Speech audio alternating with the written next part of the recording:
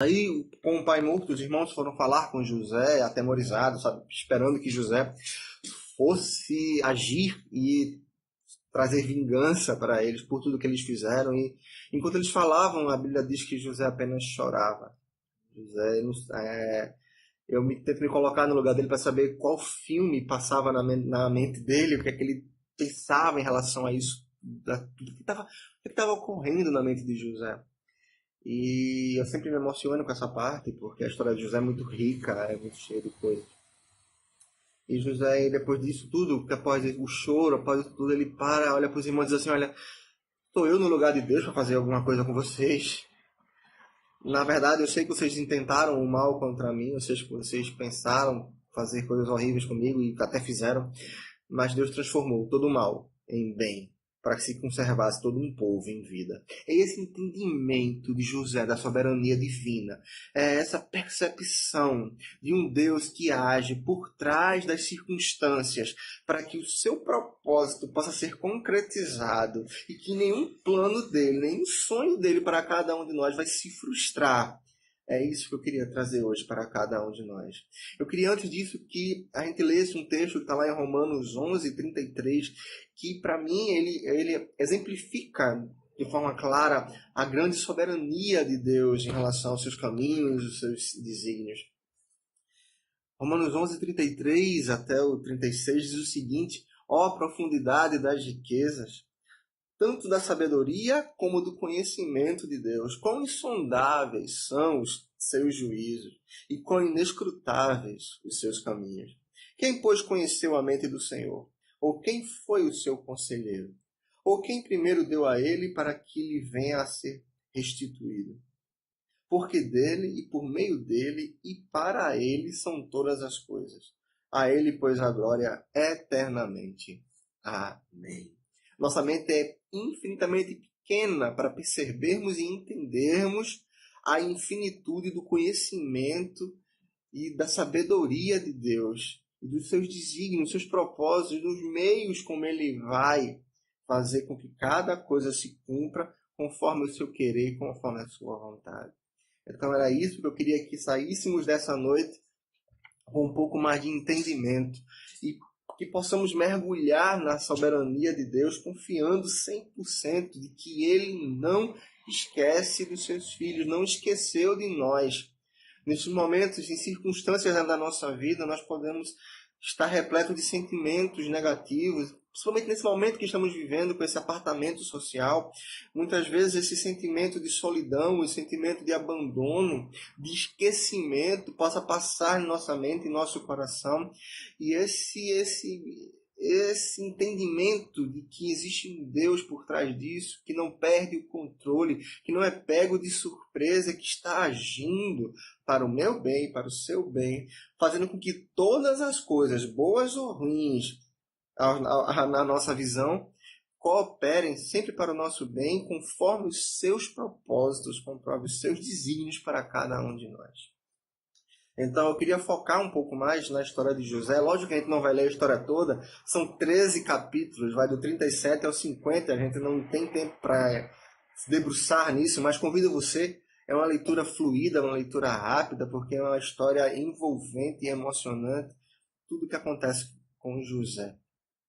Parece muito com a nossa vida, parece muito com o que acontece em nossas vidas, e a gente consegue facilmente se identificar e se colocar no lugar dele. Eu procuro, quando eu leio a história de José, sempre me colocar no lugar dele e tentar viver o que ele está vivendo, os sentimentos, os pensamentos, e às vezes eu me emociono com essa história, a ponto de chorar realmente na leitura, porque é muito forte a história de José e muito próxima de nós, tudo o que aconteceu com a vida dele. Então a gente não vai ler esses 13 capítulos, mas a gente vai focar em dois momentos da história dele. O primeiro momento é esse que eu comentei com os irmãos, que está lá em Gênesis 50. Mas para o primeiro momento, eu queria convidar você que abrisse a sua Bíblia lá no livro de Gênesis, no capítulo 41. Nós leremos apenas o primeiro versículo do capítulo 41, que diz o seguinte: passados 2 anos completos, Faraó teve um sonho, parecia-lhe achar-se ele de pé junto ao Nilo. E aí vai seguindo, narrando o sonho de Faraó. Mas eu queria que você atentasse nesse passados 2 anos completos. Se você conhece um pouco da história de José, você sabe que ele estava preso nesse momento. E quando ele foi preso, por mais que a Bíblia diga que ele achou graça, o carcereiro viu nele a graça de Deus e confiou a José. Inclusive as chaves, ele era como hoje a gente tem os presos chaveiros, são aqueles presos que têm confiança do carcereiro e tem a chave das celas. Então José, mesmo que tivesse esse status, essa confiança, a Bíblia vai dizer, vai confirmar que quando o padeiro e o copeiro desceram à prisão, José estava preso. Ele tinha perdido a sua liberdade. Uma coisa que ele talvez nem tivesse tanto, porque ele em momento nenhum deixou de ser escravo. Mesmo sendo mordomo lá de Potifar, ele ainda era escravo. Mas aqui a Bíblia diz, confirma as palavras que ele continuava preso. E tem aquela história a gente vai voltar um pouco nisso, mas tem aquela história do padeiro e do copeiro. Ele revela sonhos, os sonhos se cumprem, o copeiro volta ao faraó e se esquece dele. Um versículo antes desse que a gente leu, no 40:23, diz que o copeiro-chefe, todavia, não se lembrou de José, porém dele se esqueceu. E o capítulo 41 diz que passados 2 anos. Eu queria que a gente focasse um pouco nesse momento de José. 2 anos preso. Esperando o agir de Deus. Esperando o que Deus tinha para ele. Esperando o que viria para acontecer. Esses momentos de incertezas, de momentos em que estamos no silêncio de Deus, estamos vivendo esse silêncio, esperando o que Deus tem para nós, é um momento que traz para a gente várias incertezas e vários momentos críticos, porque vem um monte de sentimento e a Bíblia não relata isso, mas possivelmente José viveu isso. E para tentar entender um pouco isso, eu me coloquei um pouco no lugar de José e o que poderia ter vindo na minha mente, o que é que viria para isso. Esses momentos em que vivemos o tempo de Deus é um momento em que a gente começa a refletir sobre o passado, o que foi acontecendo na nossa vida para que a gente chegasse até ali. A gente começa a refletir o presente, o que é que eu estou vivendo, o que é que está sendo feito na minha vida. E começa a refletir sobre o futuro, quais são as minhas perspectivas, o que é que eu tenho à frente ou não tenho à frente. Possivelmente isso passou pela mente de José, passaria pela minha, e eu tenho certeza que também passaria pela sua.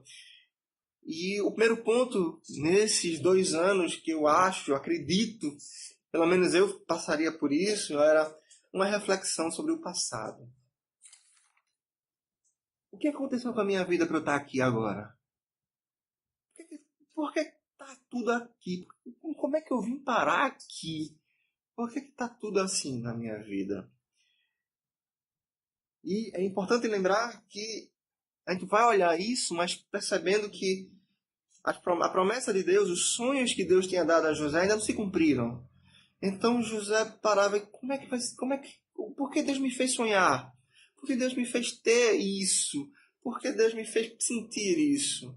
Se agora eu me encontro preso, sem perspectiva de sair disso aqui.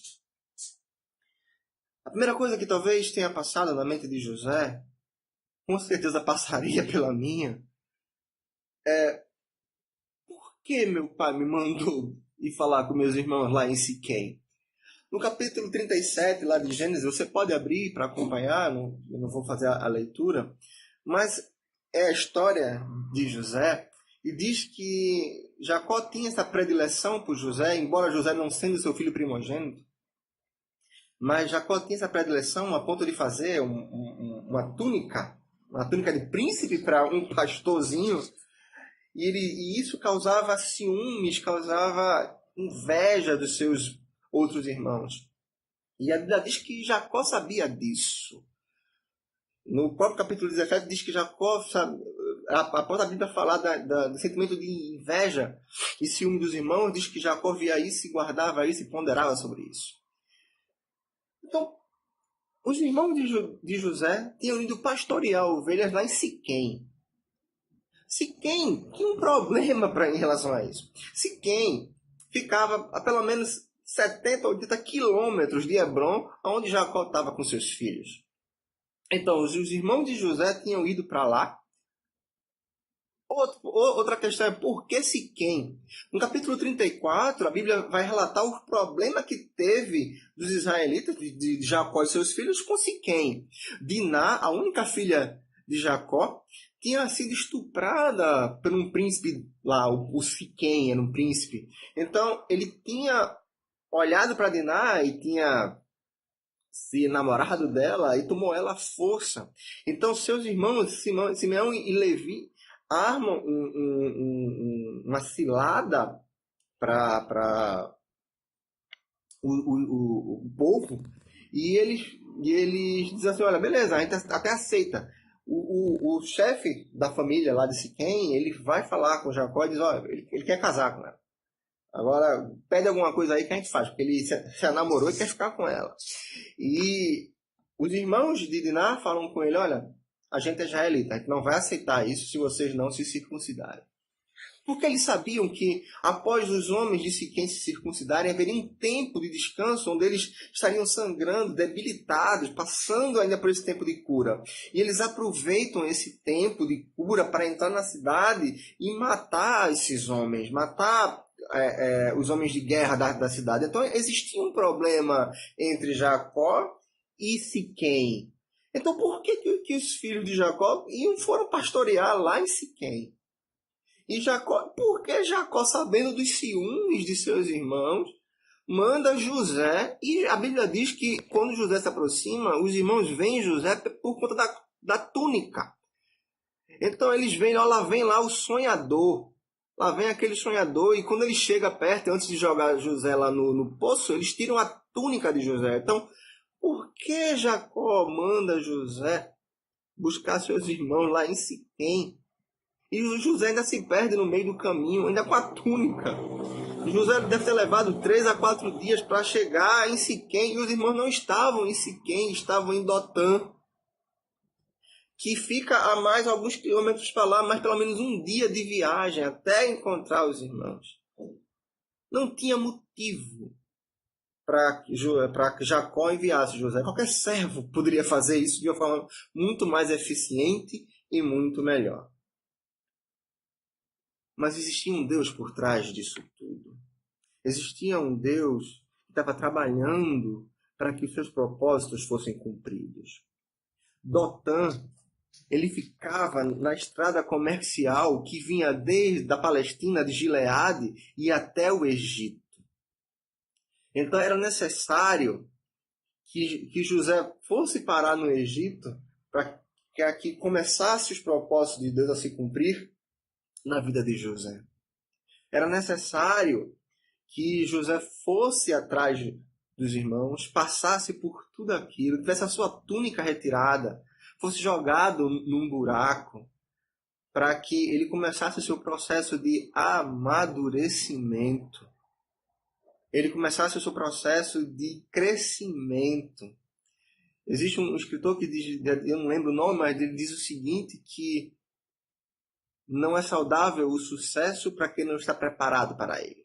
Então era necessário que José fosse moldado e tivesse o seu crescimento. José tinha 17 anos nessa época. Então, José no momento não enxergava, mas Deus tinha algo muito maior para ele e era necessário que ele fosse parar em Dotã, caminho de mercadores até o Egito, para que os propósitos de Deus fossem cumpridos. Outra coisa que José poderia ter pensado, por que eu vim parar no Egito? Uma cidade totalmente idólatra, longe dos meus familiares, onde eu iria perder toda a referência de culto, onde eu não teria aquele ambiente que ele estava acostumado, mesmo que fosse um ambiente não muito saudável, mas era um ambiente voltado ao Deus de Israel.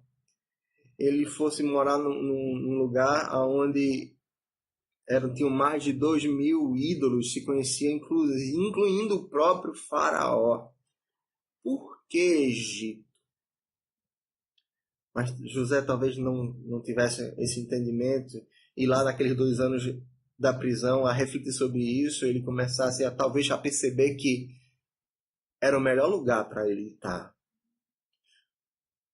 A gente conhece a história de José toda e sabe que vai ter uma seca muito grande, que vai ser necessário que se passe 7 anos de fartura e que os alimentos sejam estocados, guardados. Em nenhuma nação seria capaz de fazer isso como o Egito seria capaz. Mesmo sendo uma nação idólatra, o Egito tinha tecnologia suficiente para construir. Eles eram um povo de construções gigantescas, tinham engenharia, arquitetura muito avançada para a época. Seu sistema de irrigação aproveitava a enchente anual do Nilo para suprir a grande cidade como On, como Mênfis, e os vilarejos que tinham lá. Então todos eram supridos para o gado e para as suas plantações. Então era uma cidade propícia para que, bem comandada, pudesse ser estruturada para guardar esses mantimentos. Então era uma cidade, era um lugar onde José aprenderia da melhor cultura da época. E José aprenderia, cresceria muito mais como pessoa e como líder para cumprir os propósitos divinos. José, no momento, não sabia o que estava passando. José não sabia por que ele teve que ir para Dotã, atrás dos irmãos. Por que eu tive que vir parar aqui no Egito? Mas existia um Deus que estava por trás disso tudo, agindo e levando José pelos caminhos que ele não conhecia, que eram caminhos que eram incompreensíveis, mas que cumpria plenamente o propósito de Deus para a sua vida. E só esse tempo na prisão poderia trazer esse entendimento. Mas não para por aí. A Bíblia diz que quando ele é vendido na casa e vai para parar em Potifar, comandante da guarda real, José acha graça aos olhos de Potifar, porque Potifar enxerga nele as ações divinas do Senhor. Tudo que José fazia prosperava. Tudo que José fazia dava certo, porque ele tinha um Deus por trás dele abençoando. Porque ele tinha um Deus atrás dele, dando a sua mão a tudo que ele fazia e abençoando, lançando bênçãos para isso. E tornando José também fonte de bênçãos. Porque quando José vai trabalhar com Potifar, a própria casa de Potifar acaba sendo abençoada por intermédio de José. E José passa a ser agora mordomo, ainda escravo, mas mordomo. E a Bíblia é bem clara que diz que Potifar não estava nem aí para as coisas que ele tinha. Estava tudo na mão de José. Era o seu mordomo que tomava conta de tudo. Potifar só tomava conta do que comia. Só sabia o que comia. Do resto, Potifar não sabia de nada. Porque José era lá. E essa fase de José como mordomo vai ser extremamente útil para o seu crescimento como administrador. Esse conhecimento que para José era muito momentâneo e circunstancial, iria mais na frente, nesses 2 anos de prisão, talvez abrir os seus olhos para que ele percebesse: por isso que Deus me colocou nesse lugar. Por isso que Deus me colocou aqui. Porque eu estou crescendo.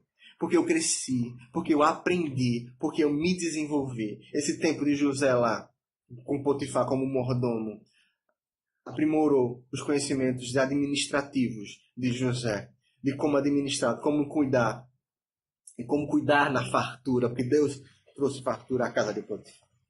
Mas na casa de Potifar também tinha um problema. A esposa de Potifar olha para José, a Bíblia diz que José era formoso à vista.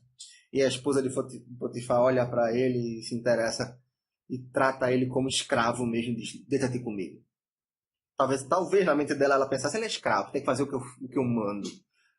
Meu marido não está aqui, então quem manda sou eu. Deita-te comigo. E José diz: não, eu não posso fazer isso com o meu Deus e com o meu Senhor aqui da terra, o meu Senhor aqui, o meu patrão. Como é que eu posso trair a confiança dele, trair a confiança do meu Deus. Mesmo que ele não esteja aqui, que ele não veja, José sabia que Deus estava vendo. A fidelidade de José a Deus era uma coisa estupenda. E aquela mulher fica dia após dia após dia. E a gente sabe do episódio. Quando não tem ninguém em casa, ela avança em cima de José e José foge. E ela acusa José injustamente. José vai parar na prisão. E José, na prisão, ele pode ter, naqueles 2 anos, ele pode ter pensado: por que isso? Eu só quis ser fiel. Deus está me abençoando. Está tudo dando certo. Pela primeira vez desde quando eu fui vendido, eu saí da casa do meu pai. Tá tudo bem, tá tudo dando certo, caminhando bem. Por que essa reviravolta na minha vida?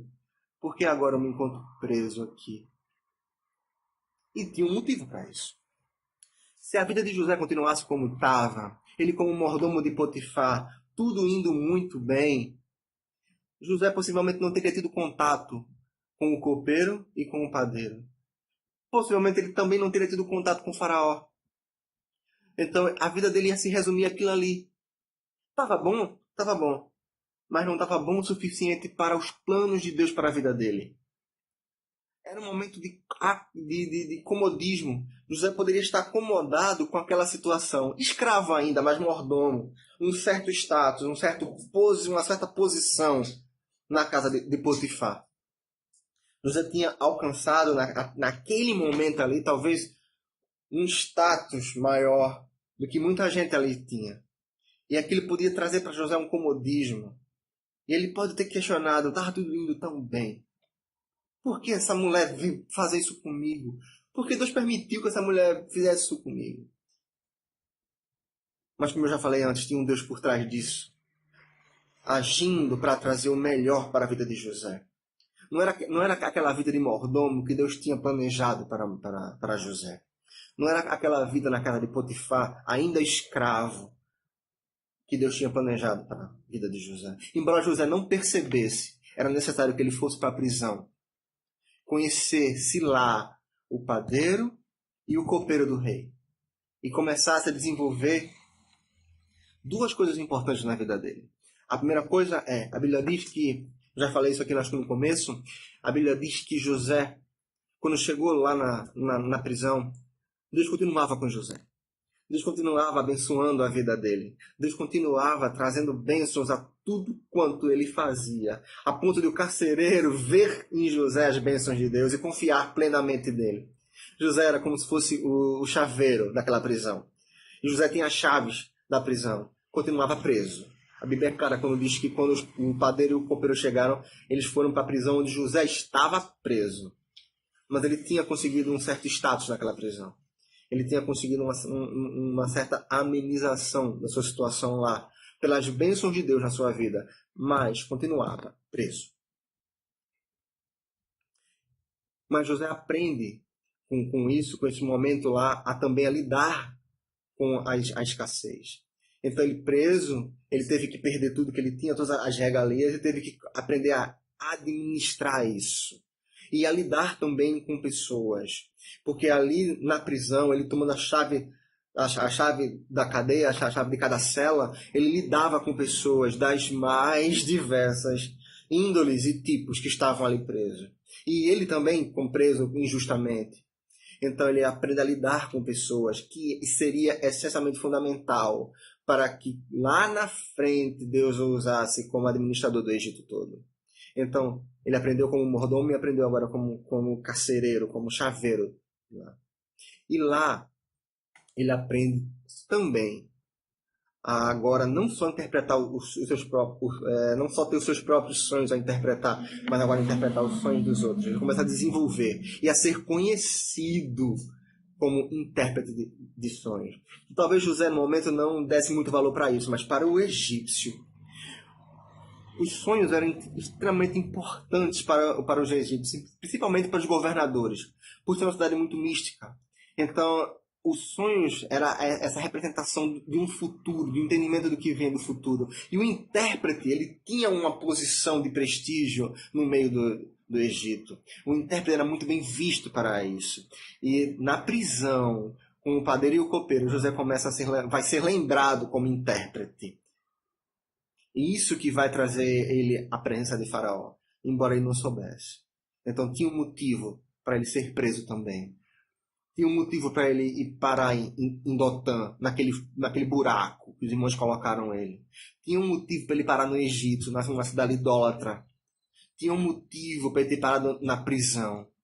Embora ele não percebesse, Deus estava agindo na sua vida para que ele se tornasse aquilo que Deus queria que ele fosse. E agora José tem o contato com o padeiro e o copeiro, interpreta seus sonhos. O padeiro acaba falecendo, acaba morrendo, em cumprimento também da interpretação de José. E o padeiro vai. E José chega para eles antes disso: olha, eu interpreto, agora lembra de mim. Eu estou aqui injustamente. Lembra de mim quando chegarem lá. E foi o texto que a gente leu, lá em 42, 23, dizendo que o copeiro volta para perto do faraó, mas não se lembra de José. Então José agora está naqueles 2 anos. E talvez tudo isso tenha passado pela mente de José. A primeira reflexão, a reflexão sobre o passado. O caminho dele até Dotã, sua venda como escravo. A chegada dele ao Egito. Seus momentos na casa de Potifar. Seus momentos como mordomo. A acusação injusta da esposa de Potifar. A sua prisão. Momento como um carcereiro, como chaveiro da prisão. O contato dele com o padeiro e o copeiro. E agora ele estava vivendo o esquecimento disso. Então esse foi o tempo de reflexão. O primeiro momento que José pode ter vivido naquela prisão. Momento de pensar. Momento de refletir. Momento de esperar o que Deus tinha para ele. No segundo momento, depois de rever toda a trajetória, naqueles 2 anos ele pode ter pensado agora, e esse momento que eu estou vivendo agora? Ele pode agora ter aprendido que a graça de Deus era suficiente para ele. Tudo aquilo que ele vivenciou no passado, aquilo ali, pelo menos para mim, ela poderia ter trazido motivos para perseverar, motivos para entender que naqueles 2 anos de prisão, somente a graça e a mercê de Deus valia a pena. Era suficiente para fazer ele passar dia após dia a esperar o cumprimento dos planos de Deus para a sua vida. Ele fez a reflexão da sua trajetória e agora reflete: quais são os meus tesouros? O que realmente vale a pena? Depois disso tudo, o que realmente valeu a pena? Valeu a pena confiar em Deus. Valeu a pena esperar em Deus e viver o que Deus tem para cada um de nós. Valeu a pena esperar e ver que Deus nunca perdeu o controle da nossa vida. Olhando para trás, eu vejo que agora o meu presente, ele está recheado das bondades de Deus. E se Deus agiu no passado, ele vai agir agora. Se Deus agiu antes, ele vai continuar agindo, continuar me abençoando, continuar trazendo para a minha vida tudo aquilo que ele tem para mim. Eu não sei quanto tempo vai demorar. Ele pode ter pensado: eu não sei quanto tempo vai demorar eu aqui ainda esperando, mas eu sei que vai se cumprir alguma coisa. Eu sei que Deus vai fazer alguma coisa, porque até hoje, até agora, ele tem trabalhado em minha vida. Ele tem feito tudo por cada um de nós. Ele tinha feito por José e fez por cada um de nós. Então, olha para trás e vê que o mesmo Deus que te trouxe até esse momento agora, passando por todas as trajetórias da tua vida, todas as circunstâncias, ele nunca te abandonou. Ele sempre esteve lá. Por mais difícil que tenha sido cada momento, ele sempre esteve lá e os seus propósitos sempre são superiores aos nossos. José agora mergulha nessa expectativa de que não importa o tempo, talvez não importa o tempo, amanhã, depois, daqui a alguns anos, mas Deus vai agir como ele sempre agiu. E chega o momento de José agora pensar sobre o seu futuro. José continua tendo planos, tendo sonhos.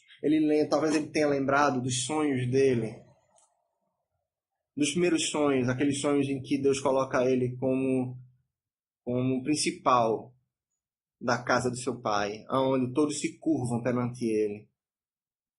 E não tinha chegado isso ainda. A perspectiva que José olha para a sua vida agora é uma perspectiva ainda do não cumprimento completo dos planos de Deus. Mas esse momento de reflexão pode ter trazido para ele essa certeza de que Deus vai agir. E quando ele agir, eu vou estar pronto. Eu sei que o meu futuro está na mão dele. Eu sei que o meu futuro pertence a ele. E quando ele agir, eu vou estar pronto para fazer tudo aquilo, ó Pai, que ele me orientar a fazer. Tudo aquilo que ele me preparou até agora para fazer. E é impressionante que, a partir desse momento da história de José, as coisas acontecem meio que muito rápidas. Então, logo em seguida, após os 2 anos, diz que o copeiro lembra dele. E havia um Deus fazendo isso acontecer.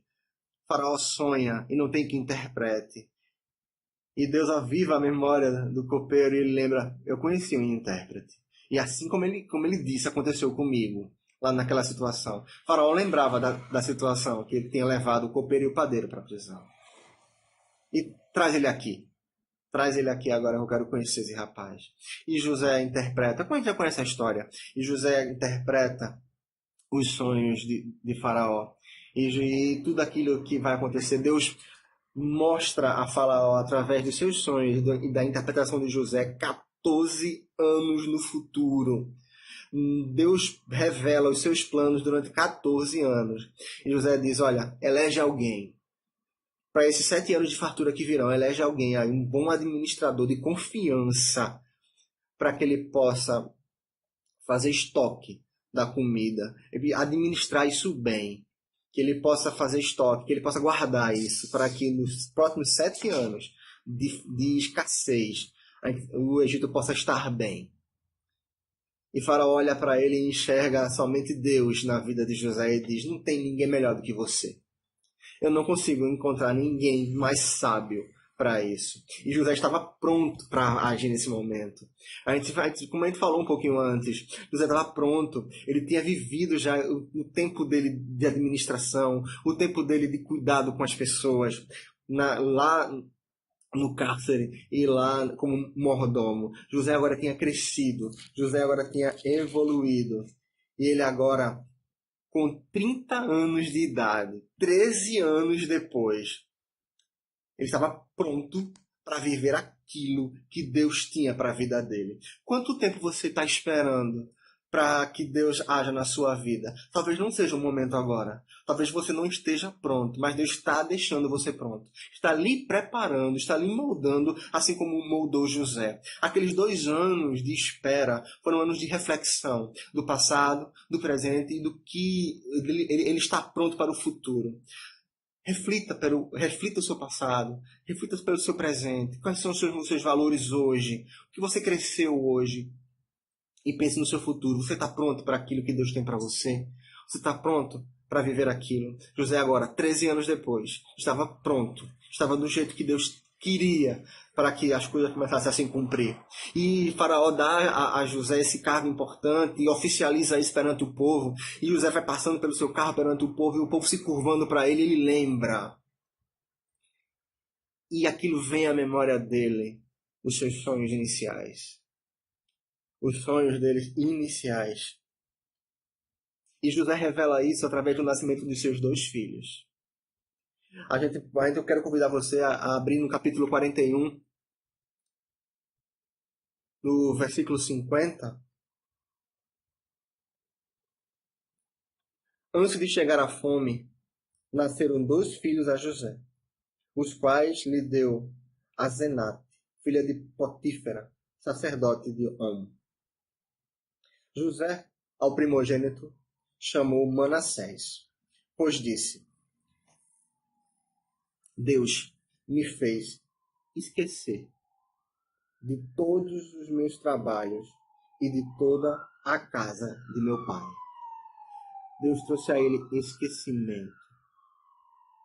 Lógico que ele lembrava de tudo aquilo, mas o esquecimento aqui está muito mais relacionado ao perdão, ao entendimento de que tudo aquilo era necessário. de que tudo aquilo foi para o bem dele, de que tudo aquilo era para o crescimento dele. E ele reconhecia que Deus, naquele momento, o momento do cumprimento, o momento que ele estava vivendo agora, o cumprimento das promessas, o cumprimento dos sonhos, Deus trouxe um alívio ao seu coração e alívio a tudo aquilo. Ele disse: Deus me fez esquecer dos meus trabalhos, do trabalho forçado. Deus fez ele esquecer, trouxe paz ao seu coração, do fundo do poço onde ele estava, do ser negociado como um objeto, de ser escravo em terra estranha e idólatra, de ter sido acusado falsamente, de ter sido esquecido. Deus agora cumpriu. Chegou o tempo de José e ele estava pronto para isso. E pronto para reconhecer a soberania de Deus em sua vida. E o seu filho Manassés representa isso. Deus me fez esquecer. Mas ele tem outro filho. Ao segundo, versículo 52, chamou-lhe Efraim, pois disse: Deus me fez próspero na terra da minha aflição. Ele reconhecia, ele olhava para trás e via as feridas do Egito na sua vida, mas via que foi necessário aquilo ali. E Deus tinha agido, finalmente Deus tinha agido por completo na sua vida. E ele diz que Deus me fez próspero aqui, nessa terra da aflição. Qual é a terra da tua aflição? Aonde está a tua aflição? Eu quero te dizer que Deus tem um propósito na tua vida. Deus tem um desígnio para você. Ele vai te fazer próspero.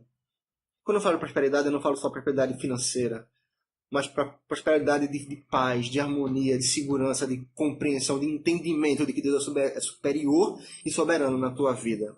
Deus vai te fazer passar por tudo isso. E Deus vai cumprir os seus planos na tua vida. José tinha esse entendimento. E Deus vai trazer o cumprimento completo desses sonhos. Será quando os irmãos aparecem para José. Porque os sonhos iniciais de José mostram os irmãos se ajoelhando perante ele. E Deus traz isso nos capítulos a seguir. Deus vai trazer os irmãos ao Egito por conta da fome. E tem toda aquela história de José ficar com um, manda e vem, traz um mais novo. Mas o que eu quero trazer para a gente, que a gente entenda e veja, está lá no capítulo 45. Quando José finalmente se revela a seus irmãos, quando José finalmente se mostra quem era, e os irmãos ficam aterrorizados, não sabem o que fazer, não sabem o que falar, José vai falar com eles. Capítulo 45, versículo 5. Agora, pois, não vos entristeçais, nem vos irriteis contra vós mesmos por me haverem vendido para aqui. Porque para a conservação de vida, Deus me enviou adiante de vós. Porque já houve 2 anos de fome na terra, e ainda restam 5 anos em que não haverá lavoura nem colheita. Deus me enviou adiante de vós para conservar vossa sucessão na terra e para vos preservar a vida por um grande livramento. Assim, não fostes vós que me enviaste para cá, e sim Deus. Veja o entendimento de José. Ele diz agora, não foram vocês que me venderam. Não foram vocês que me trouxeram para cá. Não foi aquela caravana que me trouxe para cá. Não foi aquela mulher louca que me colocou na prisão. Não foi aquele cara que se esqueceu de mim por 2 anos. Não é o faraó que está me colocando aqui como vizir, como príncipe do Egito. Quem está me colocando aqui foi Deus que me trouxe aqui. Foi Ele que fez tudo isso. E ele compreendia isso fortemente. Aqueles 2 anos na prisão. O agir de Deus logo após isso confirmou tudo aquilo que José já sabia. De que Deus era soberano em sua vida. E que ele estava agindo a ponto de ele olhar para trás e ver. Foi Deus que fez tudo isso. Não foi vocês. É lógico que a soberania divina não é conivente com as más ações dos irmãos de José. Não é conivente com as ações erradas da mulher de Potifar. Não é conivente com o esquecimento lá do padeiro, do copeiro.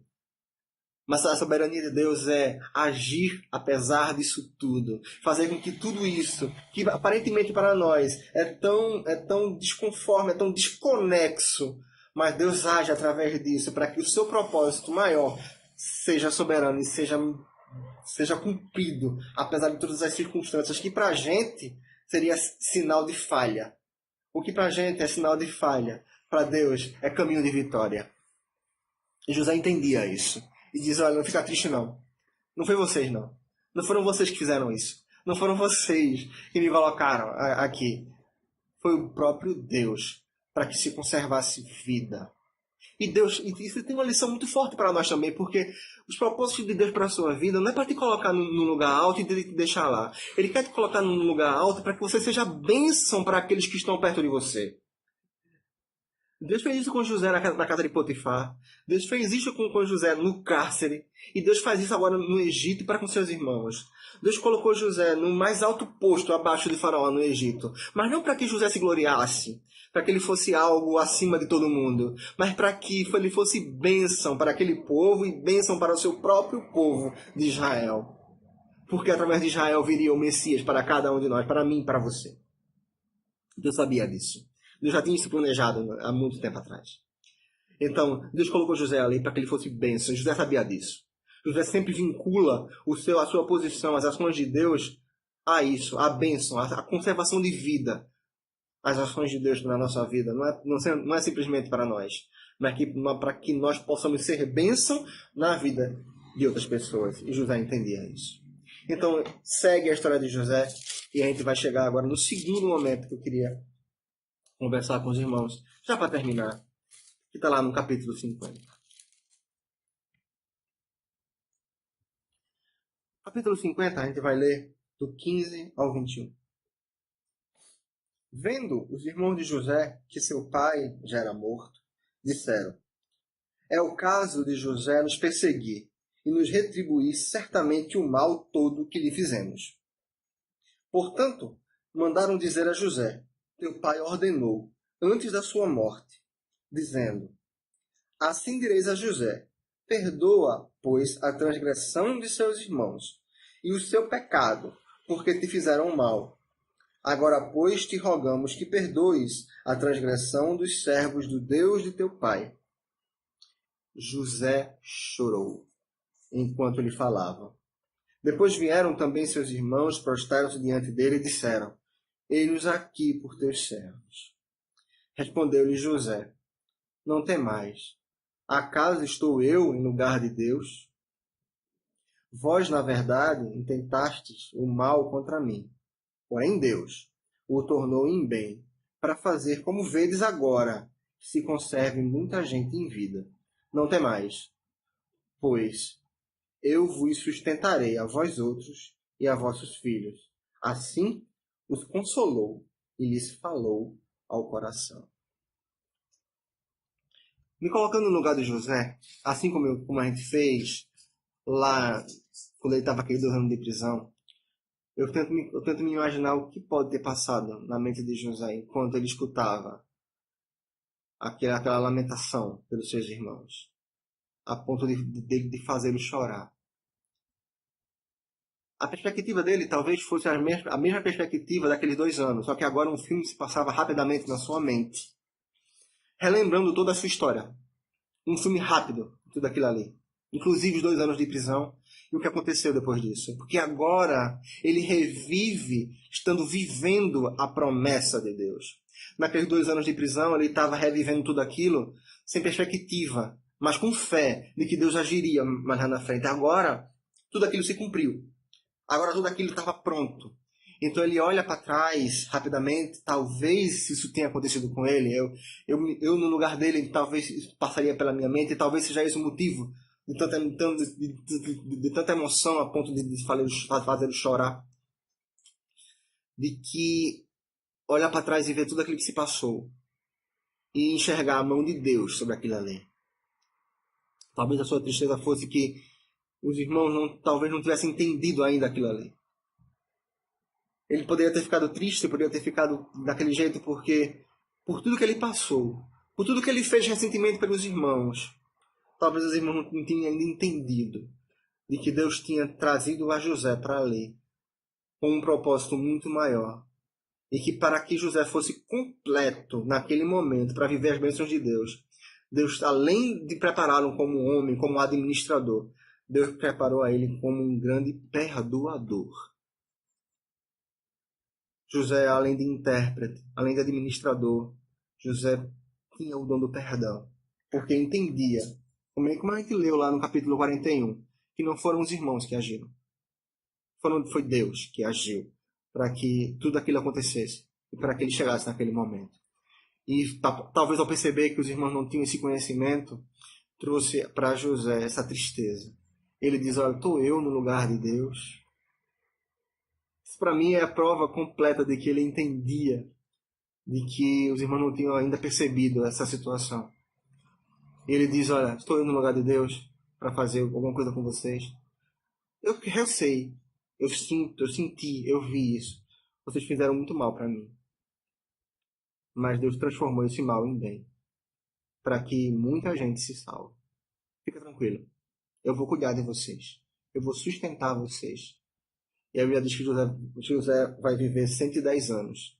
E todo esse tempo ele cuidou dos seus irmãos, cuidou da sua família. Eu não sei o tempo que Deus tem para nós, para o cumprimento das suas promessas. Estamos vivendo ainda o tempo da espera. Estamos vivendo ainda talvez os 2 anos de prisão. Estamos vivendo o tempo de reflexão do passado, reflexão do presente e reflexão do futuro. O que Deus tem para nós? Será que eu estou pronto?